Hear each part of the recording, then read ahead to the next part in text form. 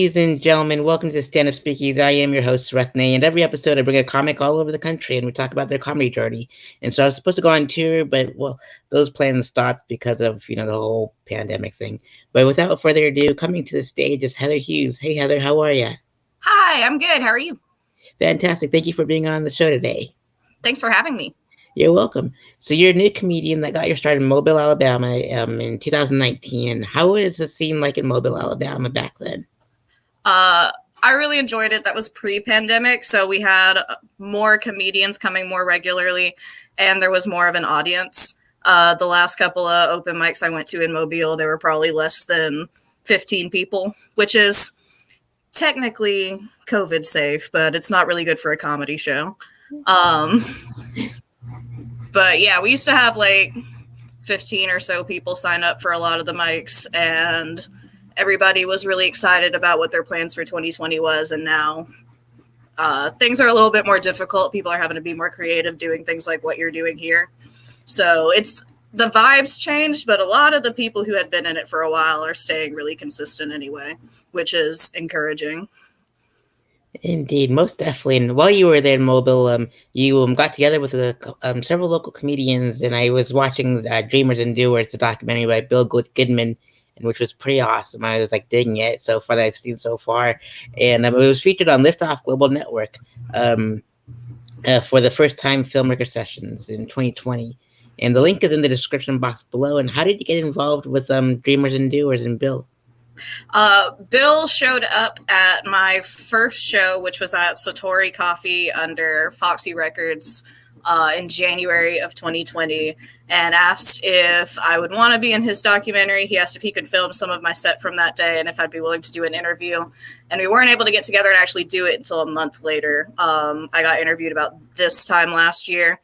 And by then he had already met with Ryan Adams and Jade Green, and he already had the angle surrounding I believe it was the Atlanta Comedy Festival that Ryan and Jade were trying to get into at the time.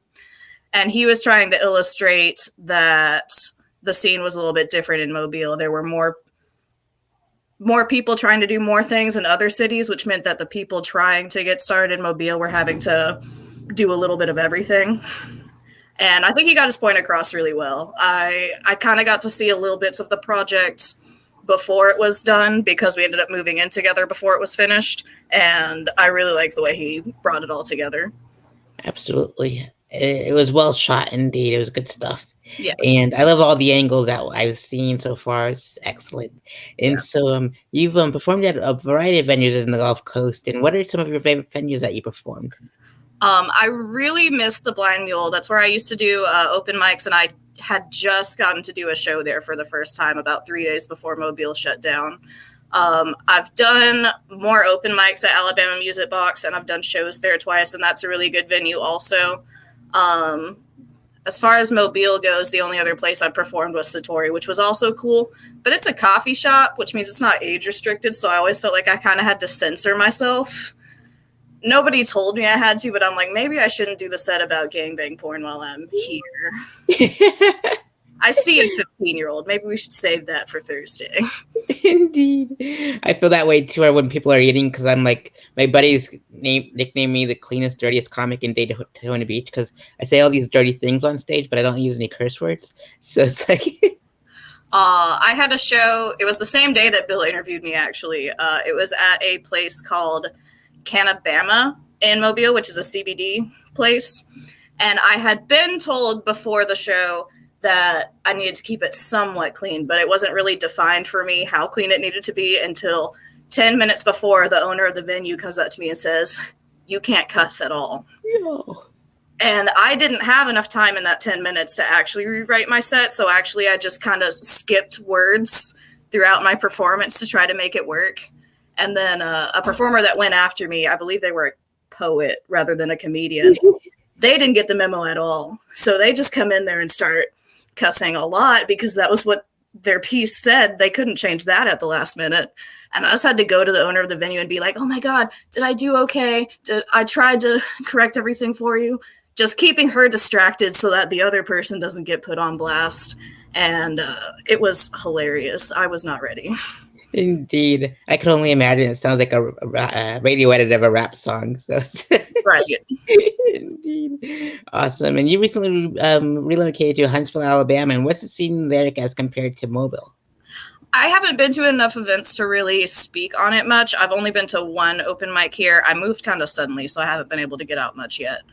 The one I went to, there was a good audience. There were quite a few different comics that seemed to be familiar with each other, so it seems like it's going to be a really positive scene, but I haven't been to enough stuff to really speak on projects that people are doing or anything like that. Indeed, most stuff. And you also published 3 books, self-published 3 books. And what are the names of the books, and where can they find them? All 3 of them are on Amazon. The first one is called Eden, the second is Annihilation, and the third is Metamorphosis. They're not funny books. They are emo poetry. I released all 3 of them in about 6 months last year, between June and December. And it started out as like a grief project because one of my friends died in November of 2019. That's what got me started on comedy and writing and everything else. It all kind of stemmed from that. And originally it was just something I was kind of doing for me. And then I didn't stop. So. Indeed. I'm sorry to hear about your loss. And I'm so happy that everything just grew out of that experience. And it's pretty amazing and astonishing that you did all 3 books in that short amount of time. Is amazing. And you're also a visual artist. And how did you get into visual arts? And is that one of your pieces in the background? I know the tapestry back there. Not the tapestry. The paintings you see further back are me. I don't have all of them yet because I haven't gotten all of my stuff from Mobile yet. But yeah, I actually went to art classes a lot as a teenager, probably from about, well, before I was a teenager, 10 to 17 or so. And then I quit for a long time because when I first became an adult, everybody kind of focused on what your career needs to be and how you're going to make money and stuff like that. So I just got bogged down with college and 2 or 3 jobs a lot of different times and got started on everything else at the same time. I started painting after comedy and after writing. Comedy was first. I started right before Thanksgiving, then writing followed, and then painting I got back into during quarantine. That was a really long-winded way of saying quarantine. Indeed. It's great to be creative during these times because you never know when this whole thing is going to be over. And so this is why I do this, and I love just putting everyone on this show and meeting comedians from coast to coast and to coast since you're in the Gulf Coast. So you went to college and you're a graduate student of social sciences. And what made you pick social sciences? Well, I started out in my first 2 degrees. One is in child development and one is in psychology with a minor in behavior analysis. And how I ended up in my social sciences program is that I didn't know which thing I wanted to do next. And I found a program that would kind of allow me to have a little bit of freedom about which courses I chose to take throughout the way. So it's kind of like sampling different subsets of the field to decide where I'm going to go. And then whichever one I find out is a good fit for me, I'll pursue further when I go for my doctorate. I'm just going to be in school forever. That's my goal, I guess. Indeed. I felt that way when I was pursuing my bachelor's degree. I was in there for 7 years, and I got a D in my final semester, and I felt just like Chris Farley and Tommy Boyce. I passed with a 2.6 GPA, and I'm like, I'm never going back to school. But it was all worth it, though. I was the first to graduate in my family from college, so it was my dad was super proud. I was like, oh, okay, at least she can have that now. I'm done with it. So yeah. So you were also raising awareness for the National Suicide Prevention Lifeline. And why did you pick those fine folks to raise awareness and donations and such for? I picked them because they've personally benefited me a few times in my life, as well as a couple of different people that I knew, and also because the friend who died that's kind of inspired me to start going down this creative path I'm on. When he passed, it was from suicide. And so, it's always good to have somebody to talk to, and sometimes you don't know how to talk to the people you know. So I think that's what makes that a good resource for people to have available. Gosh, that's so true. I have a hard time talking to my own family members, but my best friend's my rock, and he knows everything about me, so I get to unleash my inner demons in him too, and it just helps out having someone to talk to. And I'm glad we're doing this for them. And Heather, I was supposed to go on tour as I mentioned earlier in the intro, and I wanted to interview you in person, but since the whole thing pandemic hit, I wasn't able to go on tour. So with that being said, Heather, what inspired you to perform stand-up comedy? What inspired me to perform stand-up comedy? Originally, it started because the first open mic I went to, Compton Smith was hosting, and he goes up to introduce the first act, and he calls on me. I'm in the front row. He's doing crowd work. He's like, "Hey, have you ever been to a comedy show before?" And I said no. I had always watched a lot of stand-up comedy on Netflix and stuff like that, but I hadn't been to a show yet. And he looks at me and he says, "Oh, so do you know you're in the splash zone?" And I was just being a drunk asshole, but for some reason, the thing that I said landed. I looked at Compton and I said, "Oh, so it's finna be like my last bukkake?" And he bought me a drink, and when I went to get my drink, he told me to sign up. And quite a few other people kept telling me to sign up for about the next month. And then my friend died, and I just wanted to be happy about something. So I decided the day that I went to try to visit his grave for the first time, I got a big ass bottle of whiskey and I got a notebook. I went to my best friend's house and I threw them both down. And I said, "I'm a comedian. I'm starting tomorrow. We're writing it." Awesome. I can't wait to see you perform live because it seems like your style of comedy is the same as mine. And gosh, that's going to be like an awesome experience when I see you perform live and after all this is over. And what was the feeling like when you first performed stand up? The very first time I performed stand-up, it was bad, actually. Because since my decision to start was so, fraught with grief, I decided my first set, first time performing, first time trying to be funny, I was going to make it about my friend who had just died. And everyone bombs their first time, and my drunk first time brain internalized that as people rejecting him. So then I got very drunk. I fell into the bar, I think it was. I have a scar on my arm to this day from how I fell into this thing. Somebody who lived near the bar, who was in the scene, let me go sleep on the couch in their house. I freaked out and left in the middle of the night for some reason and accidentally brought their keys with me, cried all the way home, woke up the next day, realized I had accidentally brought someone else's keys with me, didn't know the person's name yet, didn't know how to get in contact with them, called one of my friends from my hometown. I was just like, "I don't even know how to get this person's keys to them." And they're like, "Heather, it's Thanksgiving. You have to figure out how to get this person their keys to them." And I was only even friends on Facebook with 2 comedians at the time. So I just activated this Facebook Messenger tree to get this person their keys, find out where they live, bring them there.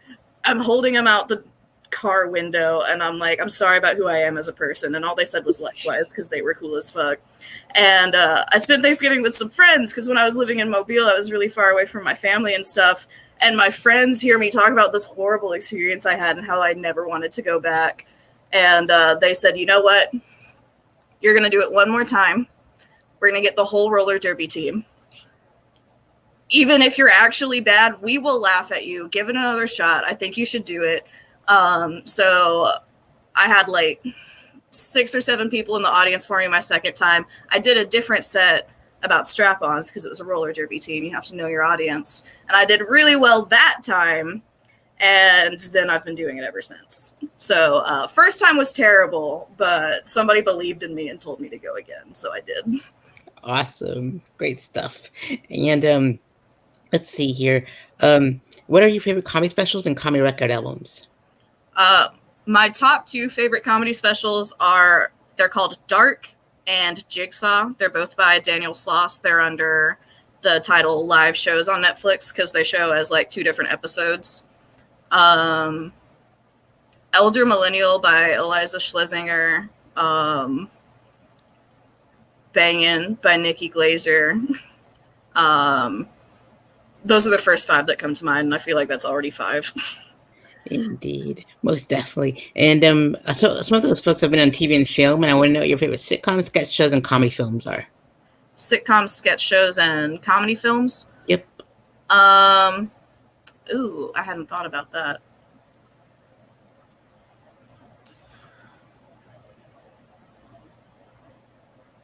Can we circle back to that? I might need a minute for that one. Yeah, absolutely. And if you can go on tour with any comedians locally and internationally known, which comedians would you like to go on tour with? Definitely Bill Goodman. I know I could like be in a tour situation with him because we've lived together, so like I feel like we wouldn't kill each other. And then Jade Green and Ryan Adams from Mobile, for sure. I feel like that would be a fun group. As far as famous people, I want to say Nikki Glaser. I don't know a whole lot about like her personally, but like I feel like that could be fun. Who else?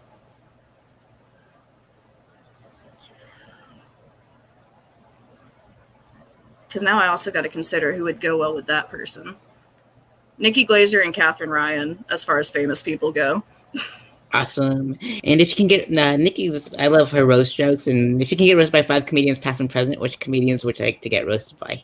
Yeah, Nikki Glaser's top of that list too. Katherine Ryan. I don't know if he technically does roast comedy, but he would definitely be good at it. Anthony Jeselnik. And then locally, like, I want Jade Green to roast me. That's what he's known for in Mobile, Ocean Springs, Gulfport on the coast, is that he won the first Gulf Coast roast battle. And he actually judged on the most recent one because they pulled him from the competing pool. So I want him to roast me, but, like, he's scared to because he's worried he'll hurt my feelings because he's a nice guy in real life. Awesome. Fantastic. And what do you see your comedy journey in the next 5 years?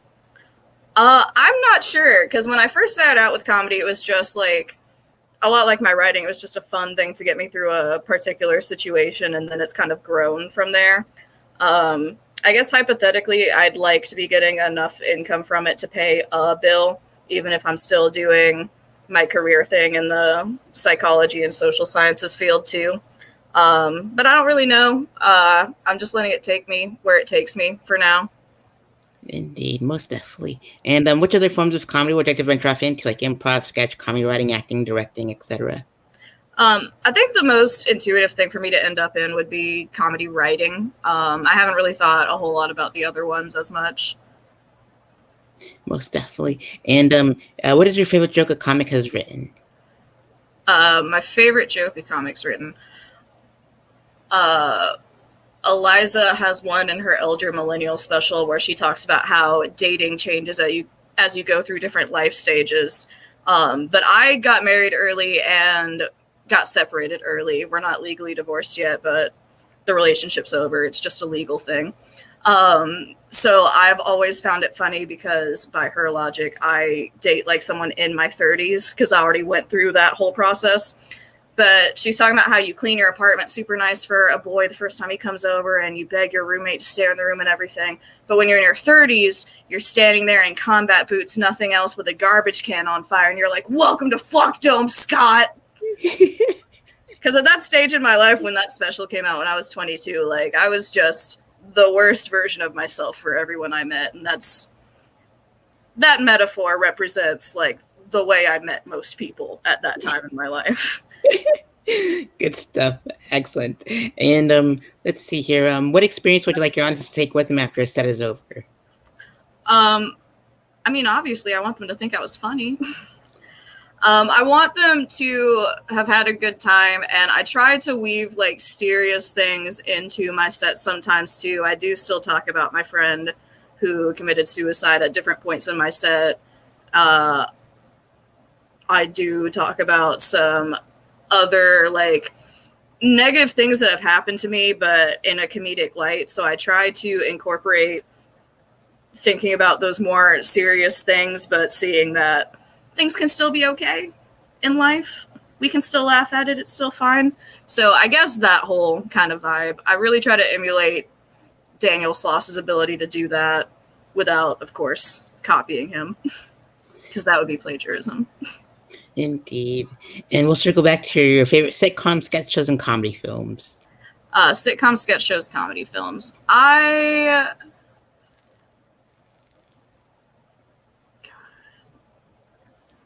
Pineapple Express is the one that keeps coming to my mind. Ferris Bueller's Day Off. I feel like I definitely should have a sitcom that comes to mind. I watch way too many sitcoms to not know that answer. Can I say South Park, or is that a stupid answer? Because that's actually an animated series. Go with South Park. All I'm right. from Colorado. I'm cool with it. Okay, cool. Awesome. And sketch shows?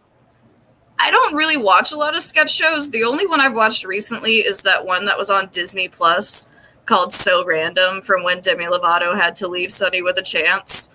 And it's not good. So I don't want to say it's my favorite. Indeed. Great stuff. And so with this episode, I'm hoping to raise funds for you with your Cash App and Venmo for Heather, and gain her some more followers on Instagram and Twitter, because comedy clubs look for those social media numbers. And you can find her on Linktree, and all those information is in the bottom below, the description box below. And also visit the National Suicide Prevention Lifeline to see how you can help. And also, Dreamers and Doers, the link for the documentary is also in the YouTube video description box below. And search for Heather Hughes on Amazon and buy her books.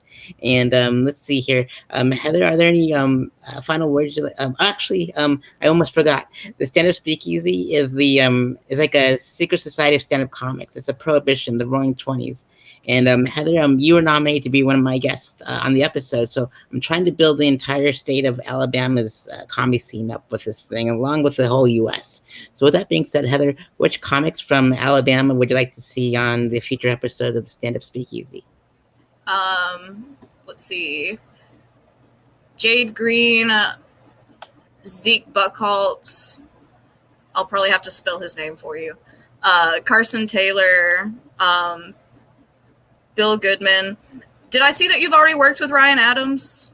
I did, yep. Okay, because he would be on my list if you hadn't already gotten to him.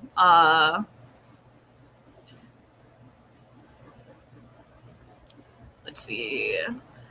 Those are all my people from Mobile. The only comedian I really know up here in Huntsville so far is Matthew Tate, but he would probably be a good person to get in contact with too.